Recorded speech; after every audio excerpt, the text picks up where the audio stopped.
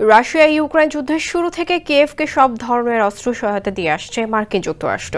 দীর্ঘদিন ধরে চলা দুদেশের এই যুদ্ধের বড় অস্ত্র যোগানদাতা আমেরিকা।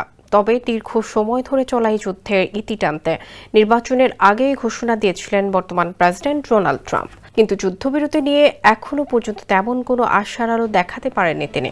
বারবার রুশ প্রেসিডেন্ট ভ্লাদিমির পুতিনের সঙ্গে আলোচনাও এই যুদ্ধের ইতি টানতে পারেননি।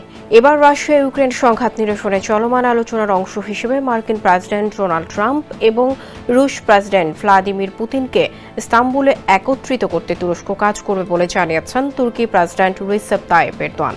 এই কূটনৈতিক উদ্যোগের কথা নিজেই জানিয়েছেন এরদোয়ান। ওয়ালটন এখন দেশের সীমানা পেরিয়ে পৌঁছে গিয়েছে 50টিরও বেশি দেশে। ওয়ালটন, ঘরে ঘরে, বিশ্বজুড়ে। এরদোয়ান বলেন, এই সপ্তাহে পুতিন ও ট্রাম্পের সঙ্গে আলোচনার মাধ্যমে তারা এই দুই নেতাকে ইস্তাম্বুলে একত্রিত করতে পারেন কিনা সেই চেষ্টা করবেন। এর আগে বুধবার মস্কো ও কিয়েভ ইস্তাম্বুলে তৃতীয় দফার বৈঠকে বসেছিল। শান্তি প্রক্রিয়া এগিয়ে নিতে উভয় পক্ষই নিজ নিজ প্রস্তাবনা বিনিময় করেছে।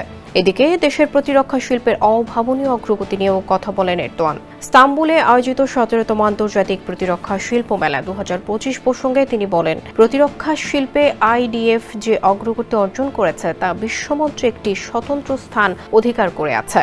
তুরস্কের ক্রমবর্ধমান প্রতিরক্ষা সক্ষমতার কথা উল্লেখ করে তিনি আরও বলেন, তুরস্ক ইতিমধ্যে বড় আকারে ক্রয়াদেশ পেতে শুরু করেছে এবং সেগুলো পূর্ণ গতিতে আসছে।